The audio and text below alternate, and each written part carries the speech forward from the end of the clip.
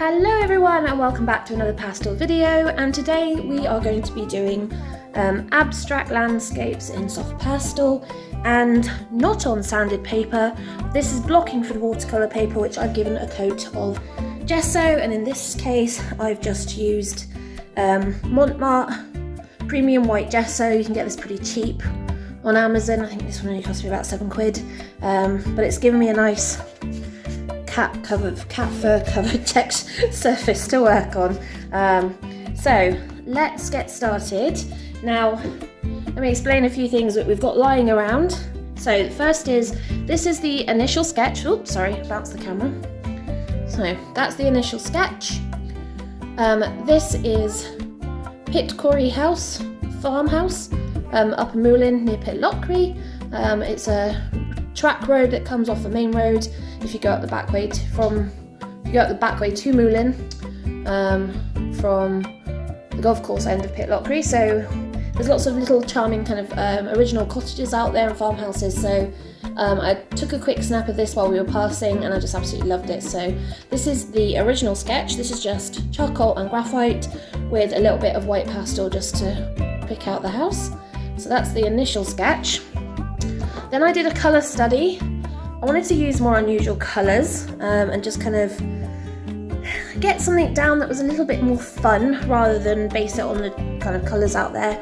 I took this picture, it's high summer, so a lot of the grass up there had been cut recently, so it had a layer of kind of yellow grasses, as you can see here, that was over the top of the green grass. There was a lot more yellow there, and the distant mountain, which you can barely see in this, but if I bring it a bit closer you can just about see, was just a hazy lump in the background. So yeah, I just love the perspective, I love the colours, and as you can see I love the textures. So this has given me our foundation, so this is what we're going to be working on. And as you can see, it's a significantly larger piece of paper.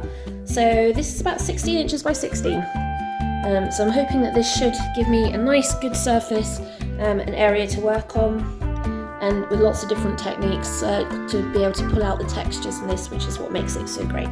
So let's get started.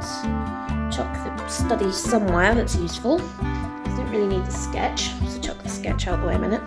Chuck the study there. As usual with this sort of thing, first things first is I want to get down a nice base coat of colours which kind of represent the different blocks of colour in the image, and that kind of gives you, first of all, your contrast areas versus your lighter areas, and also gives you your actual structure to work on. I'm using my Rembrandt set rather than my standard mixed pastel box, mostly because I've been working in the study rather than my studio space, and this set is handier to use. So this is one half of the tray, and then this is the other half of the tray. So this is a set of 70 that my husband got me quite a long time ago, and I just happily use it and use it and use it. Rembrandt is a medium softness pastel, so it is quite hard.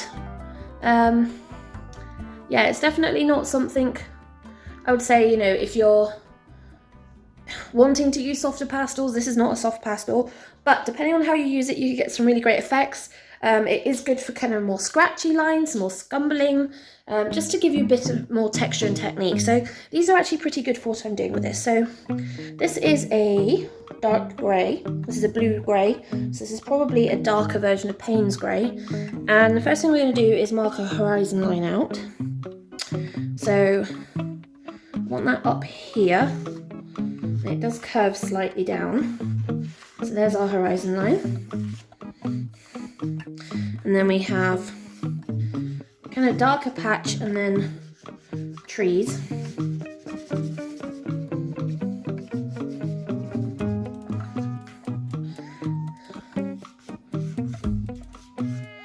And then we've got the house, which we're going to mark here. So we've got a little outhouse, which isn't particularly clear in the image, but it is there.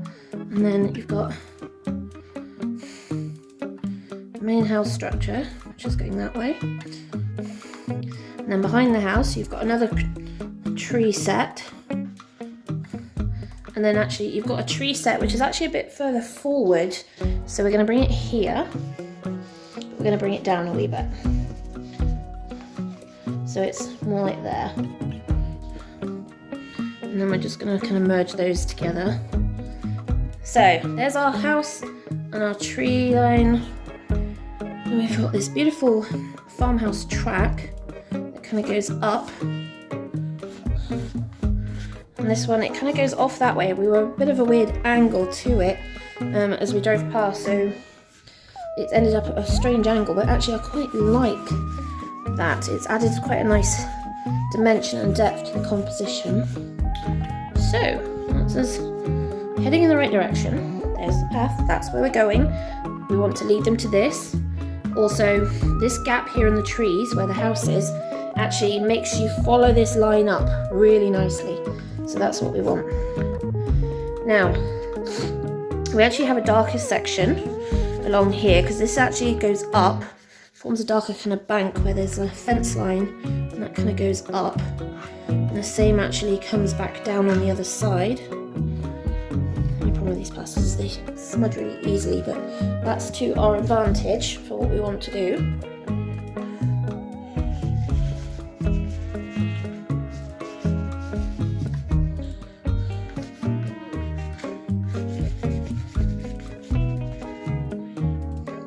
Okay, right, I'm going to leave that one there. I've got a few different tools and things around, so I've got this cloth, which as you can see has a really interesting texture. Notice it's got all these lines, which will show if you add some water and then take the pastel away. Now, one thing I have found with when you're looking at creating texture is it's not about what you put on, it's more about what you put off, and you'll see that as I work. I also have a scraper blender. This is a pastel blender, so it's got a silicone rubber tip on this side. However, I use this end to basically scratch into the surface in the pastel. I've got a few other tools I can use for doing that as well. I've got a knife, I've got scissors, but it adds texture that when you put the pastel then over the top of those scratches are embedded into the paper, so the pastel doesn't fill the tooth of the scratch, but goes over it. So it shows the lighter colour or whatever colour you've used when you scratched previously to show through on those lines, so it looks really good. Right, so there is our basic layout. This is what we're looking at. This is the composition. We've got our path, we've got our dark areas, we know where the trees are. So I'm going to smudge some of these areas out. I want to blend these in. I'm going to be doing a fair amount of blending to get this into the paper so that I can then lift some off to create texture. So it's quite simple with this. The gesso is what kind of makes this easier because the gesso has got a little bit of acrylic in it and that makes it a little bit more resistant and slidey. If that's the right word, that's the word I'm going to use. And that actually allows you to blend the pastel out a lot easier. Don't know why, it just does. I'm not going to question it, but it is good.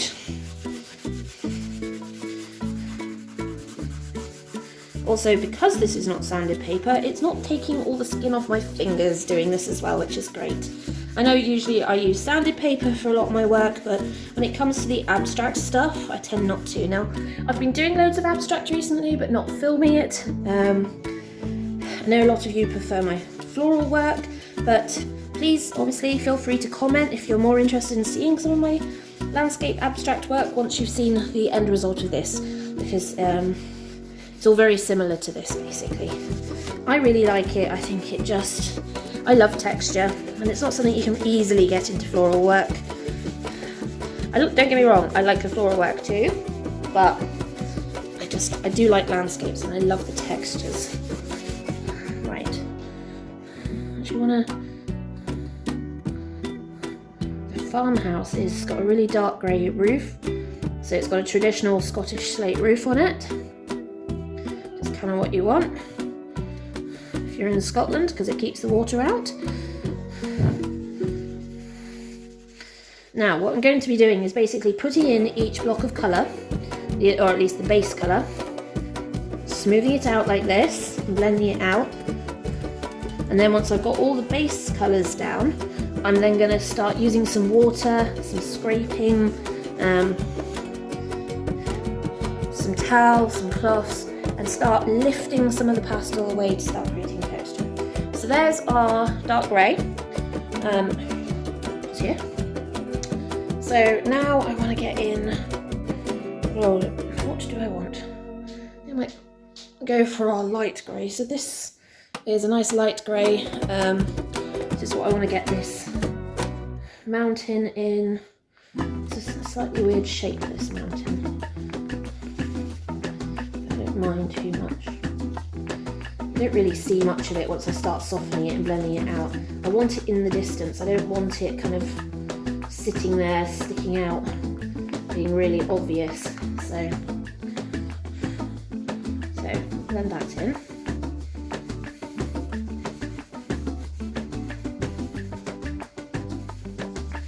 And it doesn't matter if it's blending into the trees because you'll be layering over the top of that anyway, so that's not really going to make that much of a difference. It just adds. I also want to add some, do I want to add some of this in? Tempted to see whether or not I want to add some of this into the road now, or whether I just use it for over now. I'll just add some in now. So this track, classic farm track, because of the tyres, you always end up with this darker line running up the middle. So I just want to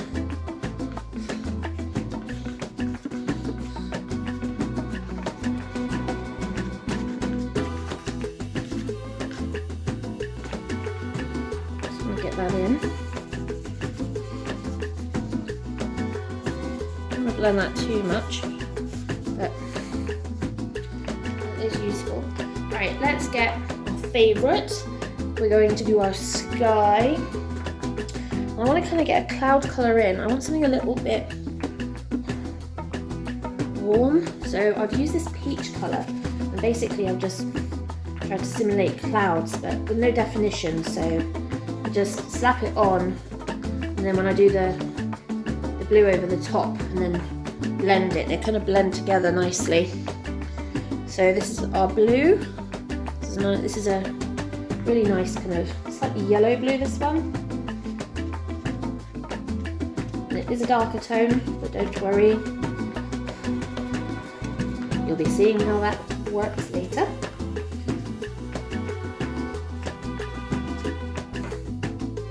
So just into us, blend all that in.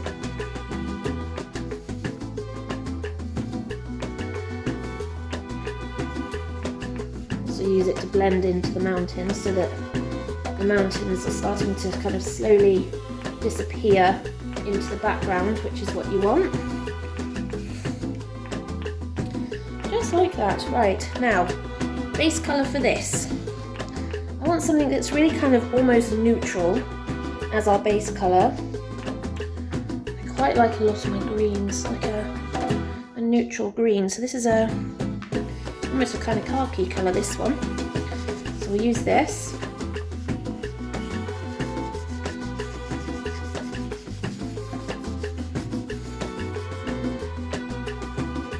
We will be lightening it up with our more kind of dried out grass, hay coloured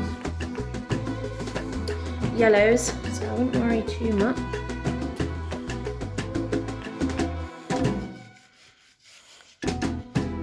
Keep bumping the camera, so I do apologise.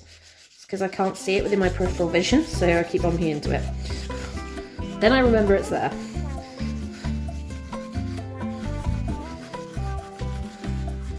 I'm not being too mindful of direction at the moment. That will come when we start laying more of this down. Right, let's smooth this in.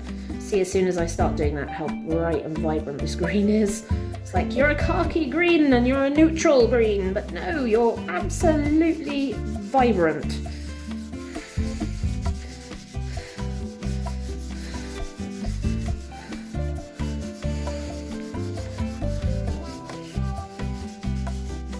I want to get some down here, because this is the kind of bank for the verge. Kind of goes up here, darkens at the top of the bank, and then curves away again. So make sure we get that in.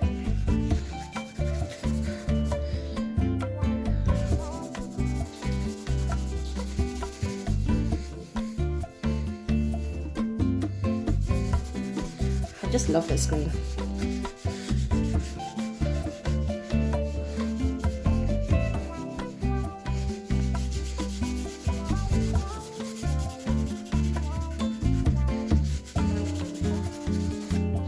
Right, so far so good. We've got we've got our base colours down. Just gonna put pastels there out of the way.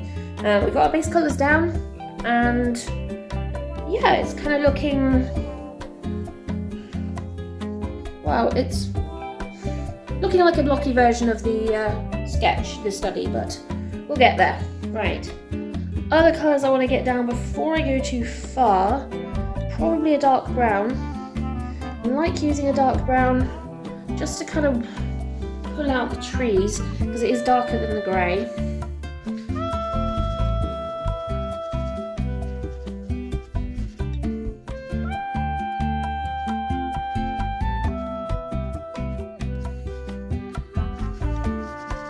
Also helps define the house a little bit more, which is great.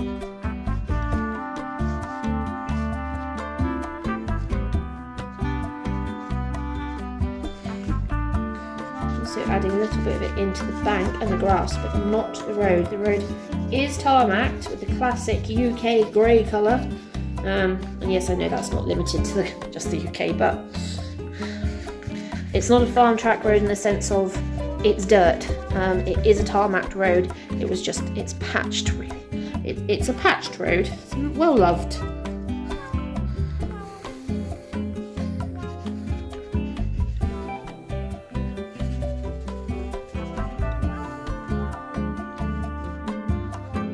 Yeah, probably taking that a little too far, haven't I? It's fine, because we can take some of this off. Didn't quite want to go that far with the tree.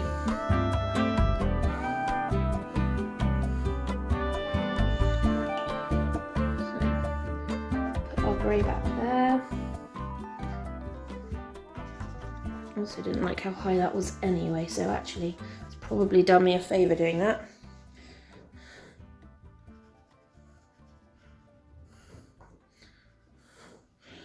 Okay, and this one.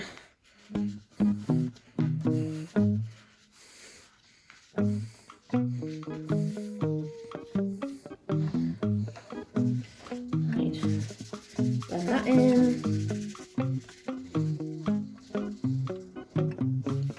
Not too heavily. I'm starting to want to get some of this texture in.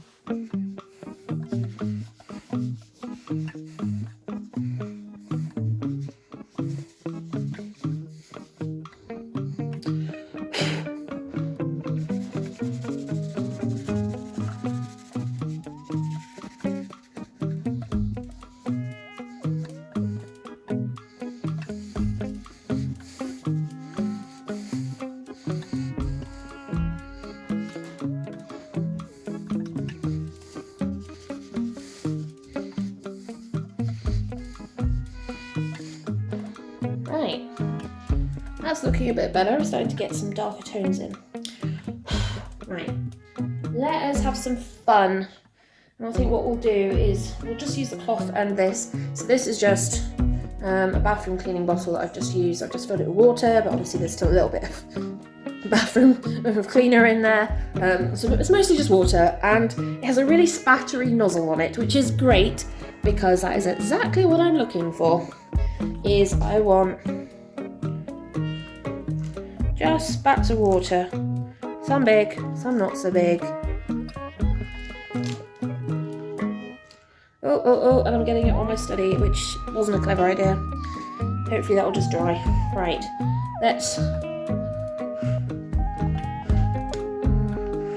we're just dabbing basically, and you can see where I'm dabbing, it's lifting up some of the pastel.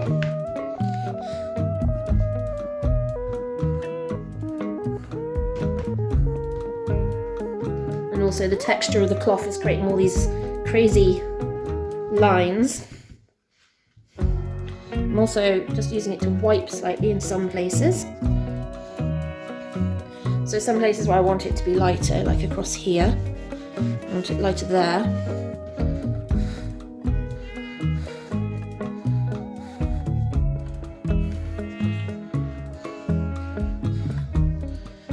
where it's still wet, I can still dab and get different textures.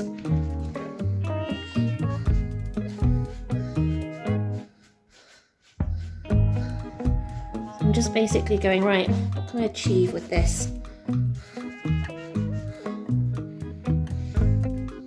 Right, so let's let that dry for a minute. So you can see straight away it's already changed completely, just by adding a little bit of water and then dabbing at it with a cloth. Now the first time you dab, it picks up pastel where it's wet. And obviously the next place you dab, it transfers some of what you've already picked up back down, as well as picking up new stuff. So you can already see how dirty the cloth is, just from that run. So, but I will be doing this again, so don't worry. We'll be still adding more texture. We are just seeing how this goes. It's got a little bit to dry yet, but almost straight away you can see this is just completely changed already. We've got all this beautiful, we've got scuff marks, we've got lines, we've got patterning, we've got blobs, we've got scratches. We've just got a lot of interesting things now that we didn't have before, that's now giving us a bit of texture, a bit of interest. The question is, where is my knife? So I put that down and then I probably lost it. Because, you know, why not?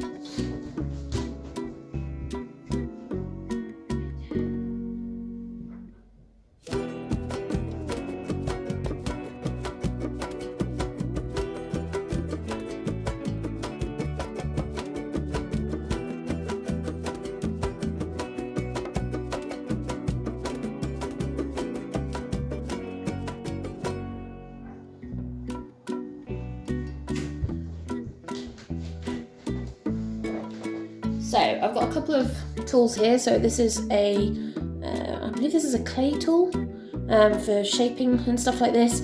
Obviously this is an old fruit paring knife, which as you can see is being used for pretty much everything but that. Remember folks, you're using kitchen tools on this, once you've used it once, it must stay as an art tool forevermore. You cannot go back to using it for kitchen, you will poison somebody. So don't recommend it, alright? But you can see, if I do that, you can see how it scratches the surface. Now, I don't want to do it too hard like I did there, because you see the white, and that's the paper underneath. So I just want little scratches. Now, along here is this grassy verge going up, and that tends to be where it tends to be a lot more, well, with longer grasses, shall we say, and a little bit more untidy. So I'm just scratching into the surface all the way along there, and then just to add some interest, just scratching into this road.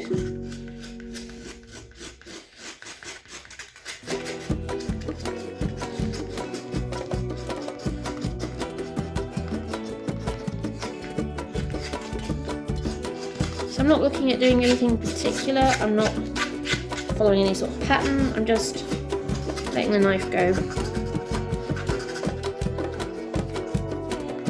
Going right, well, that's the tree.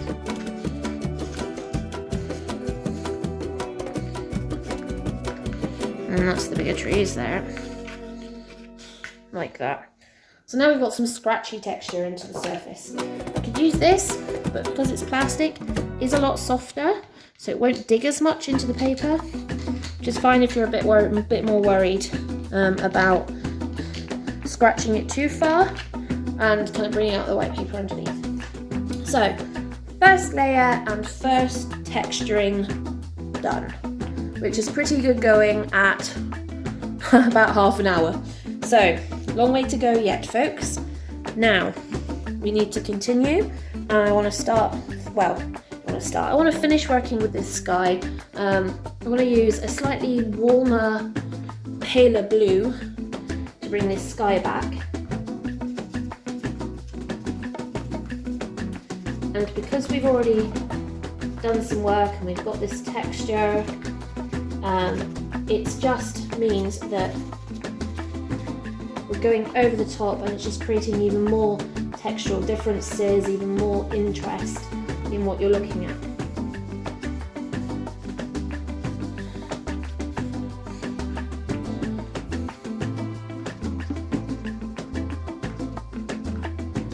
to make sure that I cut into the trees a wee bit here. And I'll be putting some of the grey back in, so I wouldn't be too worried at the moment. Because obviously we've got our hill here. So we can put our mountain back in.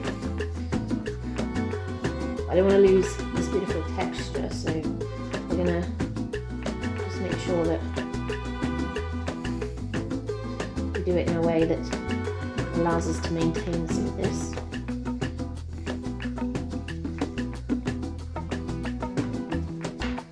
So you can barely see this mountain, and that's kind of what we wanted. These giant spots going on.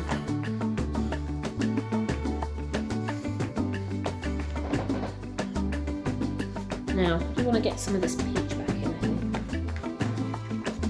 Just because it's pretty, I like it. Just like that. That'll be my husband telling me he's left work, finally. That also has to happen.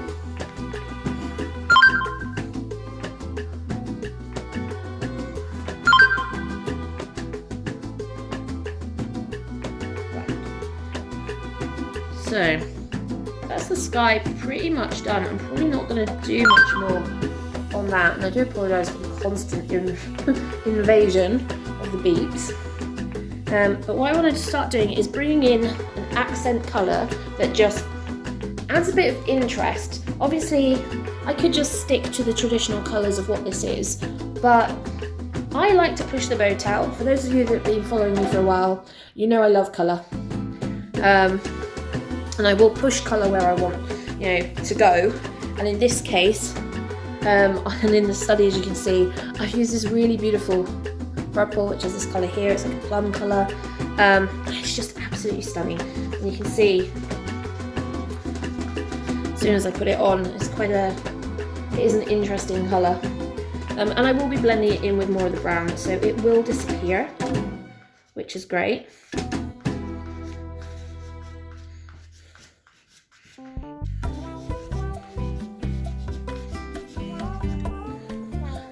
You can see where I've gone over the top, you can see the scratches through where I'm putting this pastel.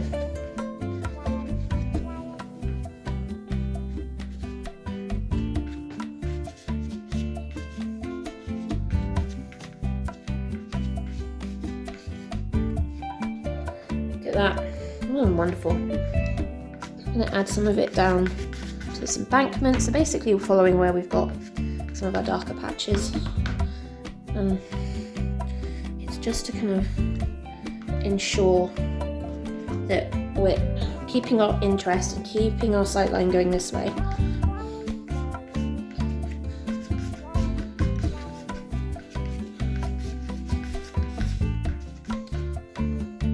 Okay, so we're going to blend that in just a little bit, not much, so I like the textures we're getting.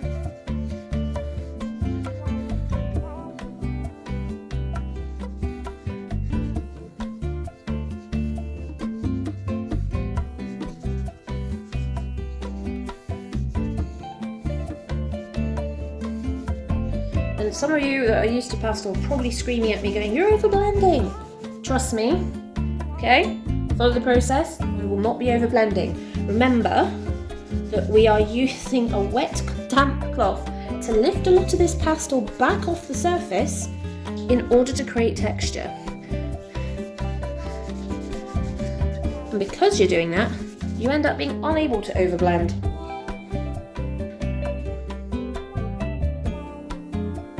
Right, let's put some more of our dark brown on. Like I said, this just helps keep establishing our darks versus our lights. I've lost this. Yeah.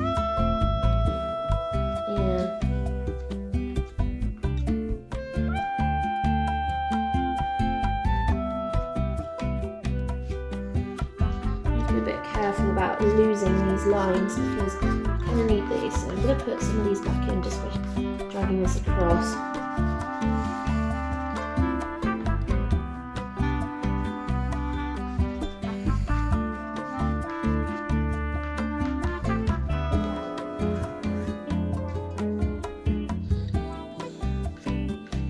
And these ones I'm probably going to add some more of the blue-grey down here. More of the darker brown up here. And it also stops and starts. It's not a continuous line when it comes to these embankments because of the way the grass is going to hang out. So you just got to kind of gauge, look at what you're looking at and go, right, you know, where does it start to break up and how much does it break up?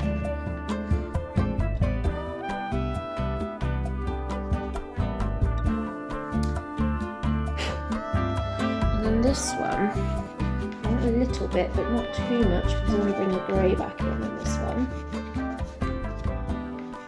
I want this one to be just slightly lighter in the foreground. Not by much, but enough.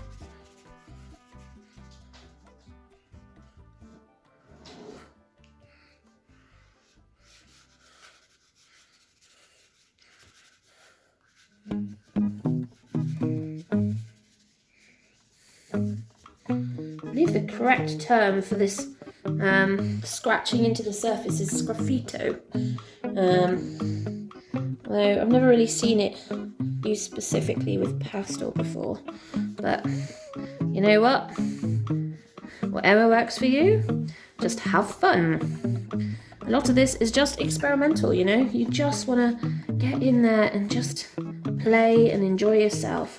Sometimes you find you get a few nice surprises in the process. And that's good. That is good. Right. I'm just wiping my hands down. As you can see, they're slightly shiny from rubbing the pastel into the paper. I'm just going to check my focus a second. Looks relatively good. I have no idea if it is or it isn't. Right, let's bring our greys back in.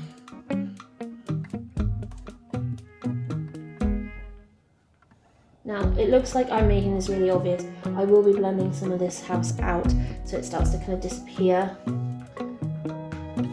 So I wouldn't worry too much.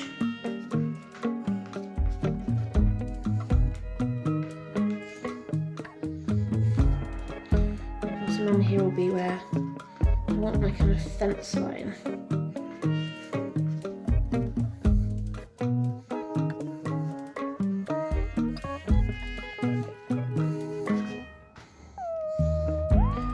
Great. I might add some more purple to this one.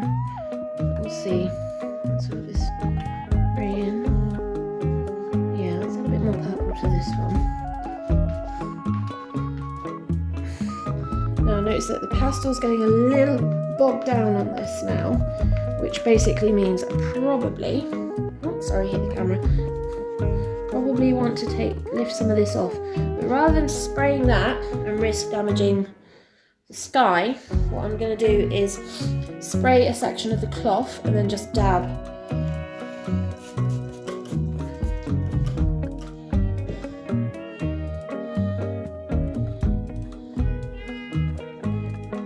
So I've just damped this section of cloth and I'm just going to go, it's kind of escaping into the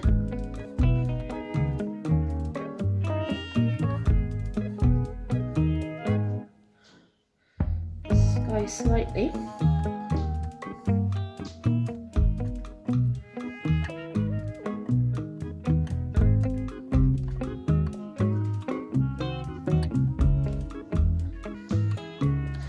Just trying to keep it contained where I want it.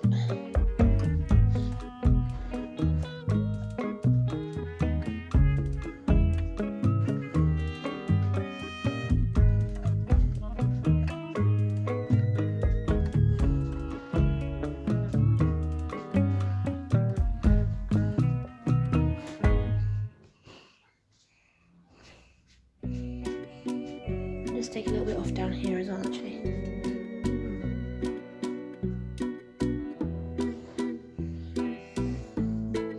Right, how's that looking?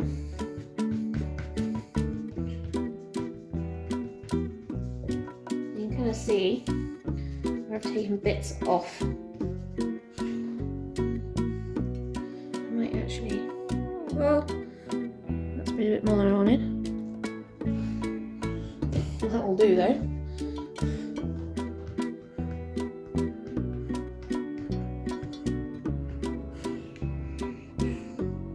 That'll dry as long as I don't touch it, so we'll just ignore that.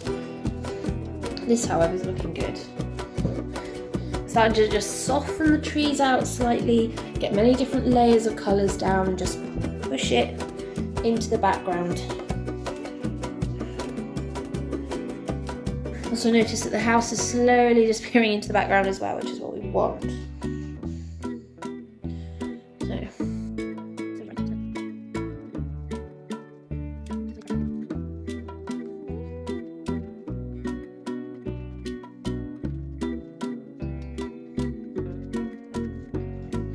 And then we go back in with our dark brown.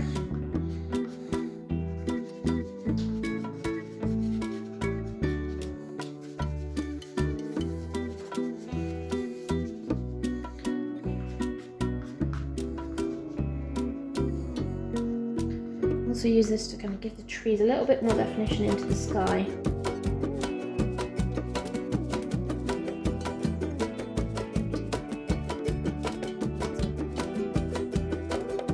And just giving the tree a little bit of shape. Not much. It doesn't need much. It just needs something to go. This isn't a straight, you know, oh, we've just drawn a tree, because that is not what we're doing here. This one, we'll add a little bit, but not much.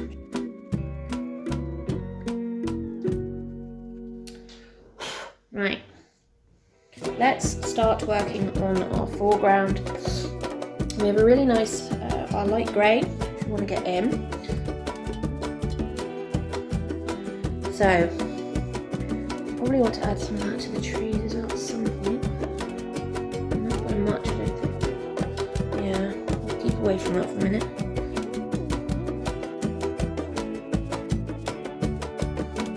So that's kind of where we know our road line ends there, and then we've got the track, which is, like I said, it's the classic track where you've got this line down the middle, which is where it sits between the tyres. You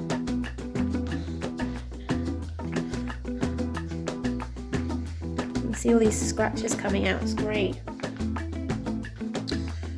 Let me bring this down.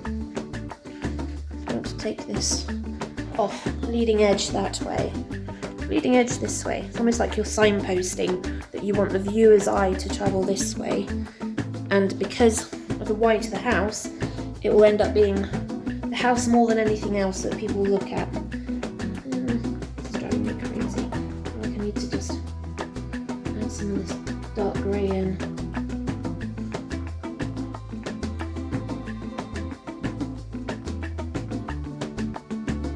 Oh, got a heavy lighter colour on my fingers there. I have to deal with that in a minute. That's not going to look right, is it?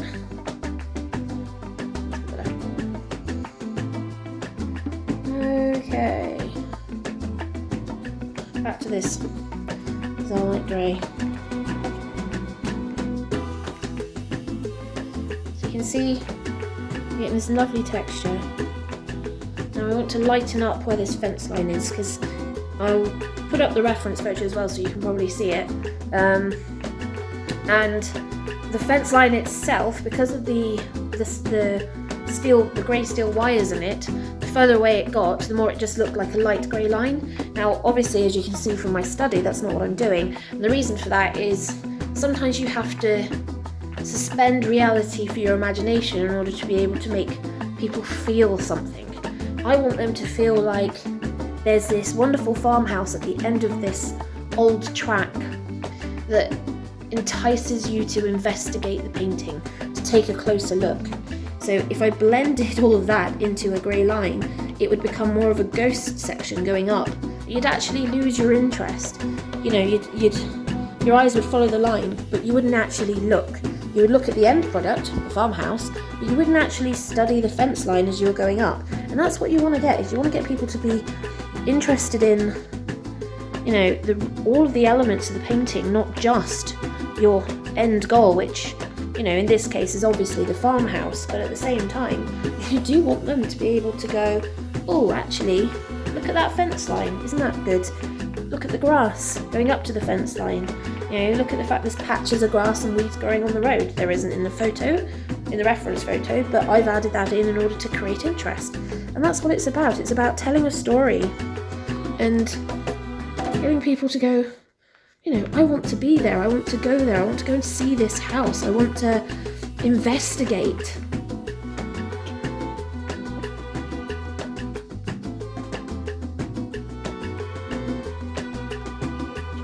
So we've now got this beautiful line. I'm trying not to do too much of it on this side because I want it to kind of stop and start slightly, like that.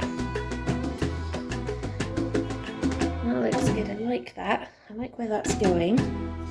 I like this patterning that you can see, which is the original blocking for paper underneath. So now we are going to start layering on these grasses and adding more texture.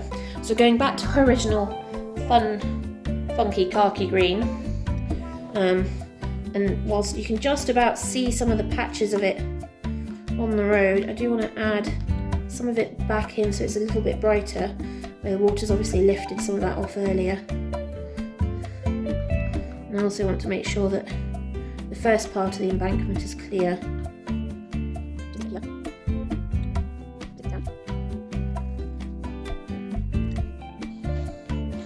We will lose a lot more of this once we've got the yellows in, so I'm not too worried about where it's going for the time being. Just want to get some of it in, just to give us some nice colour and tone to play with. Right. So yeah, it's an embankment on both sides, and then it goes up to the fence line. So, you know, I don't want to lose the road too much.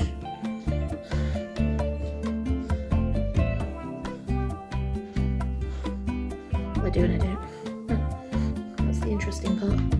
Right, and I also want to start working this tree and fence line in along here. And back up here, where we've got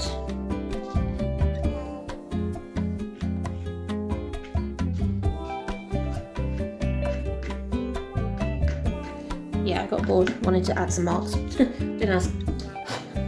That's the fun of this. You just go, oh, do you know what? I wanna just make some interesting marks for a second. It doesn't matter, it will become part of the painting one way or another.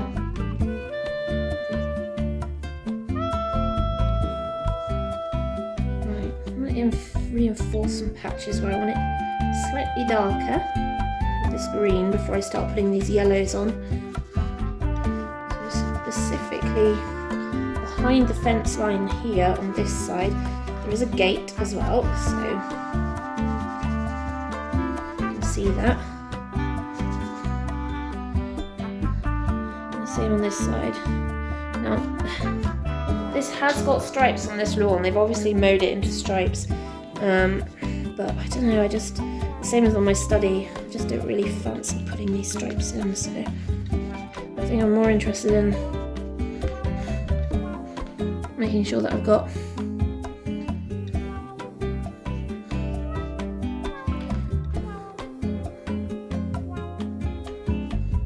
something interesting than anything else. Let's move some of that out. Okay, right, let's get some of our favourite colours in. Now, before I bring my yellows in, I do want to get some of the peach and sky.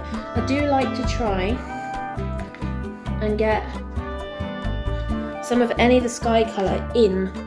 There's a couple of different reasons for that. One being is it adds continuity. It just ensures that all your colours work together because you've got colours that are repeated from top to bottom. And that's kind of what you want. You don't want to lose that continuity. So I'm not looking at massive amounts. I'm just looking at creating little spots here and there where it just creates a little bit of interest.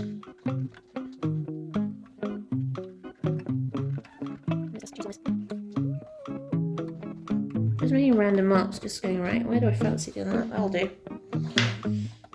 Okay.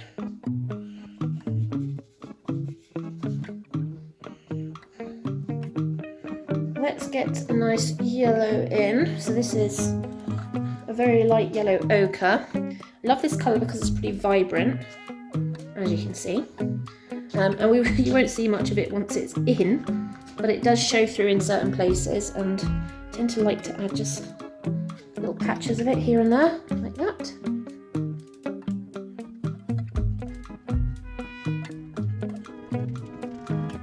The harder I press down, the stronger this yellow will be, so look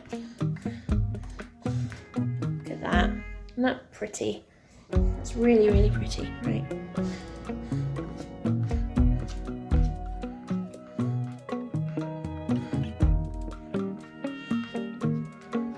Yeah, I know. This is where the fence line is, so I'm just being really careful about how far I want to take that. And with this one.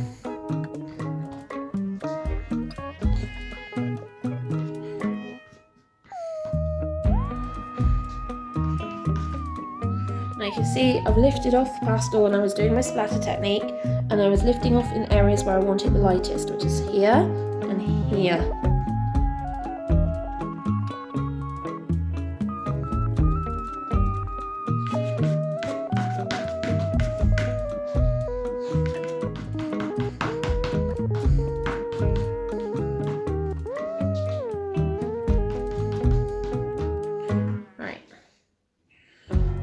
Some of our yellow down, so let's smooth some of this out, just so it's not such a in-your-face pattern. Find a place for everything, and that is not it. Right, let's get some of our lighter colours in, shall we? Ooh, right. So there is our light yellow. Do I want to get a brown in? Whether or not I actually get a golden colour in first, because this is more of a peach colour. I'll keep that there for a minute. Got more of an orangey brown. I know I'm planning on using that for this anyway, so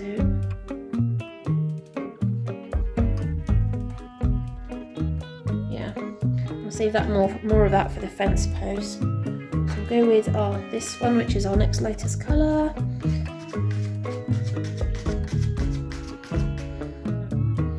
And we'll just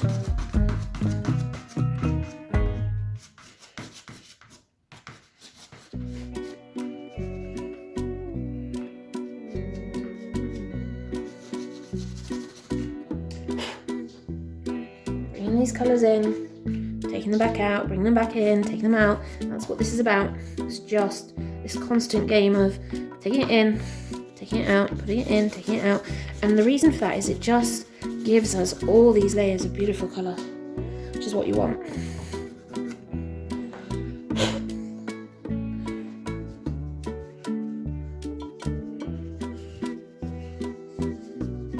Now I'm probably going to take some of this back out, so don't worry, because it looks a lot of yellow at the moment. We're losing some of our kind of greens and browns and stuff underneath, but that's fine. Like I said, I'll take some of this out in a second. So, damp section of cloth. We dampen this cloth a wee bit. If I press lightly enough, it just gives the lines great.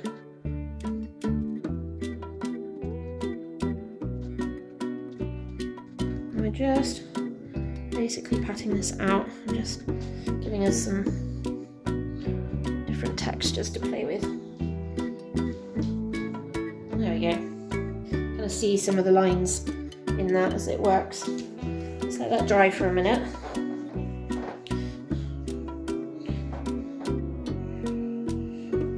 So it's getting there. But we've still got our lightest colour to go over the top yet. And then we're going to start working on our fence line. A few more marks here and there just to kind of give us something. And obviously our farmhouse as well needs a bit of white, and also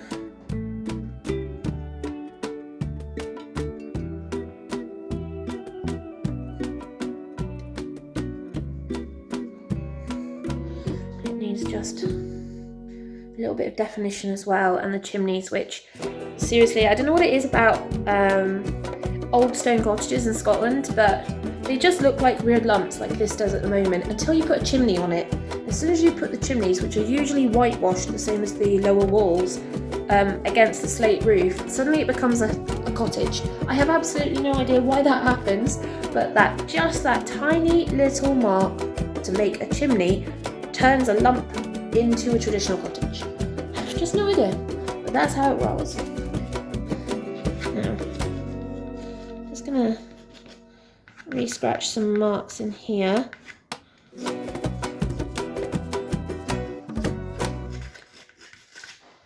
Just fancy a few more marks.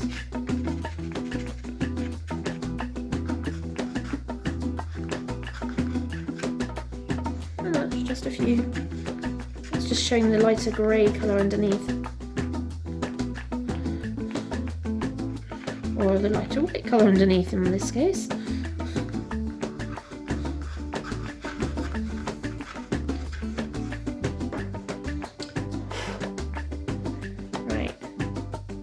Dry enough to work on. You can see this kind of splotchy marks where it's kind of taken over. Do you know what I really fancy? Yeah. Fancy more of these, actually.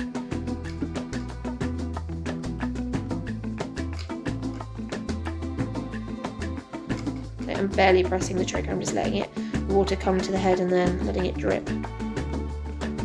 Apart from doing that every time. Don't know why.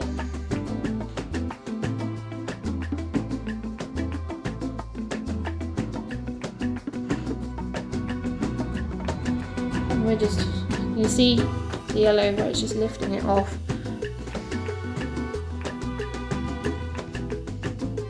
We'll ignore the trees, hopefully they'll dry and it'll just come out better. Yeah, you can see we've got a little bit more of this marks going on now. Let that dry, and then we'll get on with our lighter colour.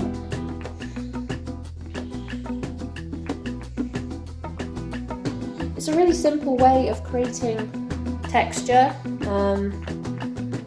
I've just, there's been various times where I've sprayed pastels with fixative and it spatters rather than sprays and you end up with blobs. And do you know what? I actually quite like some of the textures it's creating. And then I started experimenting to see what sort of textures you could get, which led me to a lot of these with, doing a lot of more abstract landscapes where I could actually play with the textures in a kind of landscape sense.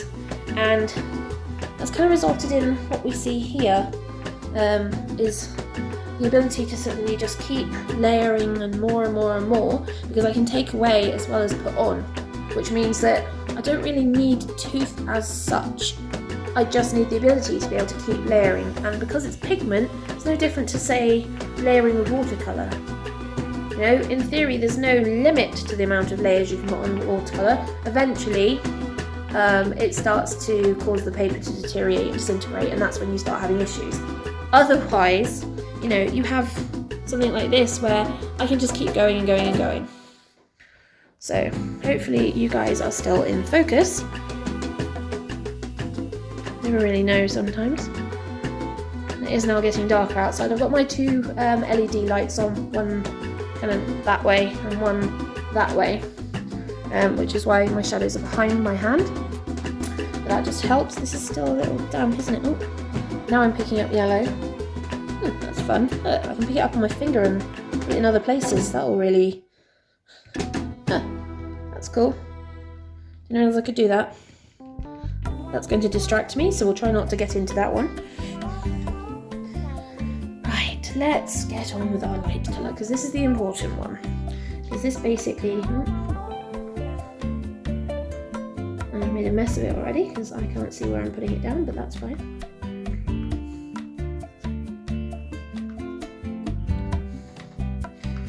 So this is where it comes down, and it is more on this side than towards this, because this is in shadow because of the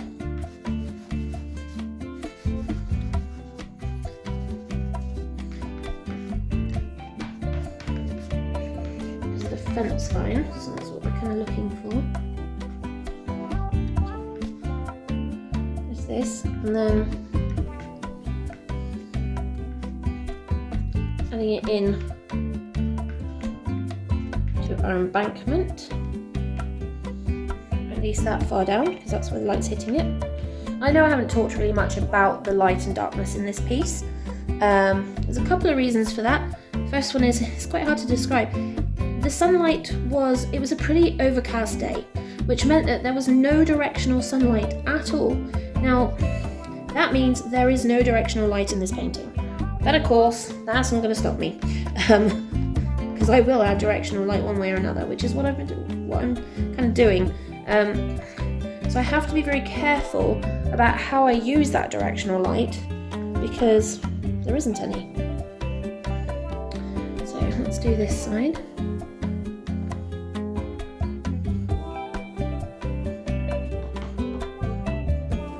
Now, there's light down here, and again, not right up to the fence, and not right up to that tree either.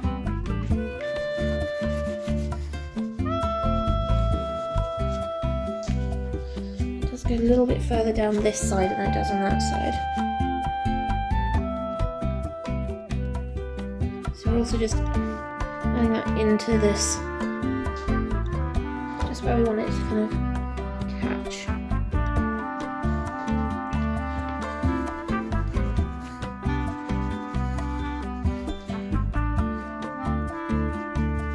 I'm just going to smooth some of that out.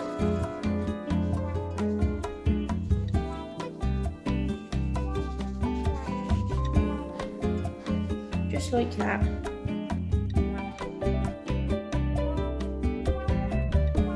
Now you can see we have this beautiful light now spreading across the fields and coming down, and all this texture going on. So now we need to start bringing these greys back in, because that's what's really important. Also some of our dark lines as well, which have gone missing in the process of doing that. Like that one.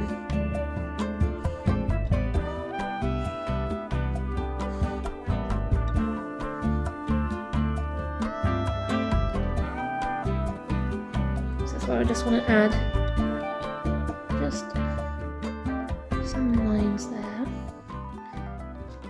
and there.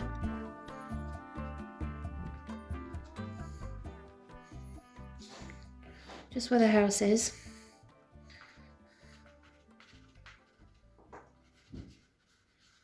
Trying not to lose this, because that's the fence line that I want to put back in.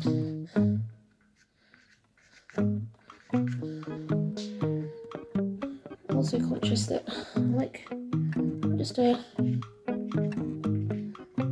few of these marks here and there, just to give us some texture, notes of interest.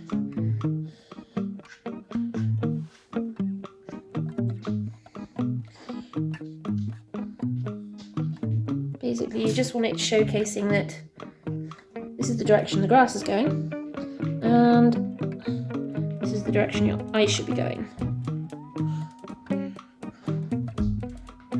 Up here towards the house.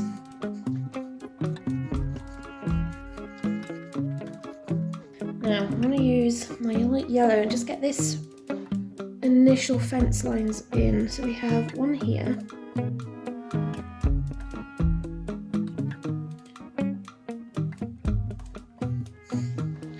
then we have a second one that goes this way. And then we need to get the grey in to get this one in, so that we can start getting this fence line in here. So let's start with our first post. I want it leaning back and slightly away, just so that it widens the perspective. If I did them upright, it would look very forced. If I bend them so they're like that, then it opens us up like that and gives you in. It causes you to want to follow that path. So I'm not really thinking about where, I'm just putting marks in, being right. And because this one's almost vertical, it's very hard to see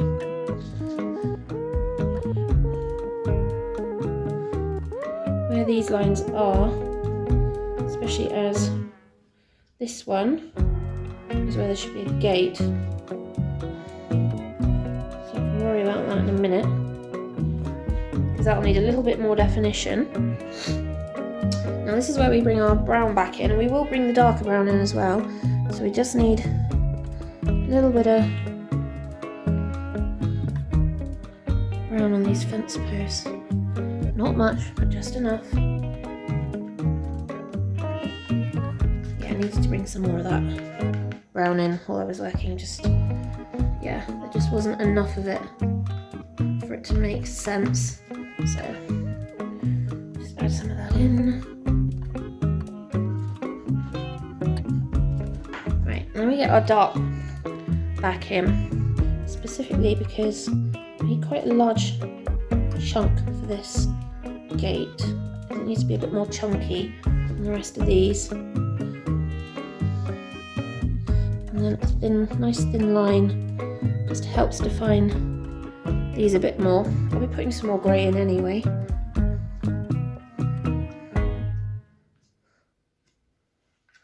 So I'll put some more grey in.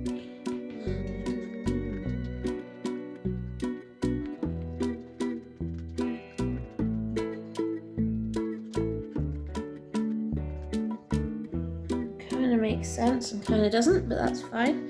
Now, we're going to use the peach, which is the colour that we put up in the sky, and that should just give us the lines for each of the posts. So, we go down a line, just bringing the posts out.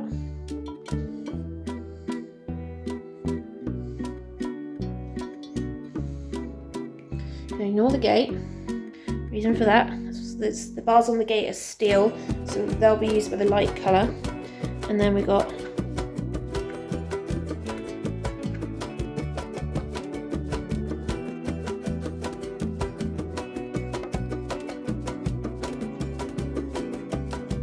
these lines, which just make the fence, just gives us the fence line.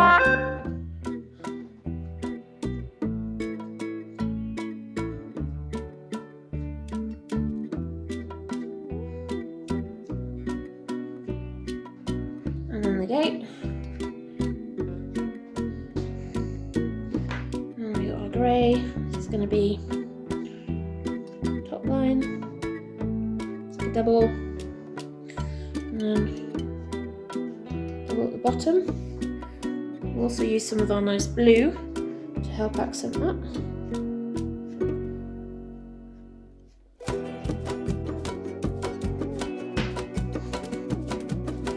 Now, I just want to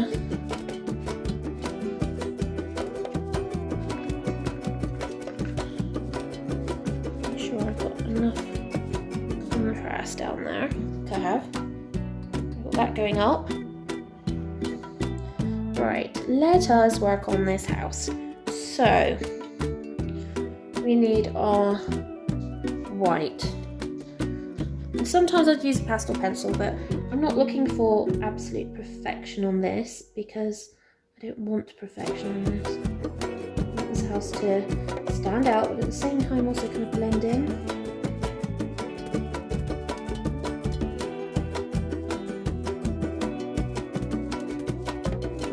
Bay window there, and then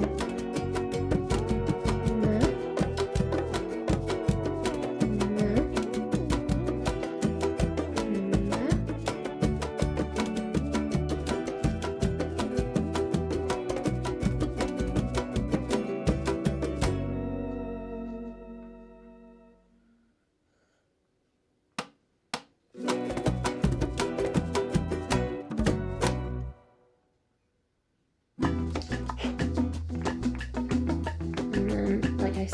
had 2 chimneys, one for that half of the house. I'm going to put there, and one for that half of the house. I'm going to put there.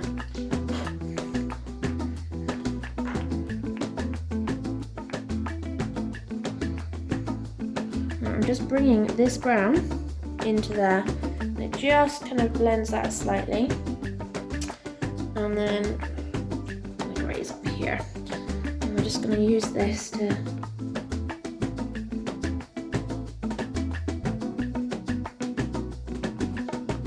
soften this out a little bit.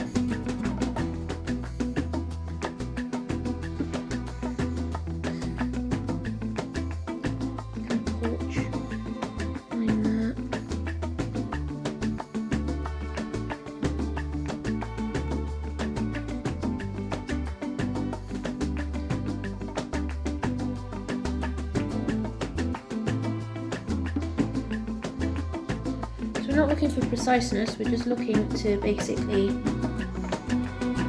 just bring this in and go, right,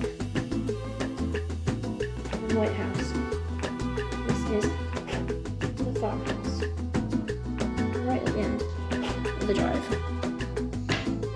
And it just brings everyone's focus up to the end.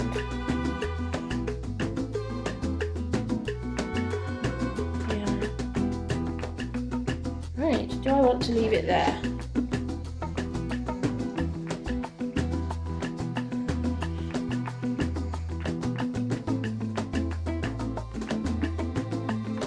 I feel like I need a bit more of this.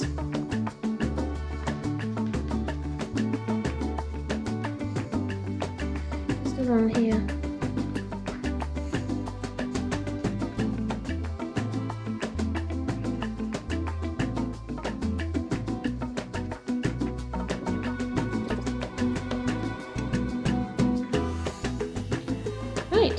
I think we're going to call that done for today. Hopefully you guys have enjoyed this one and you'll enjoy another one soon. Ta-ta for now.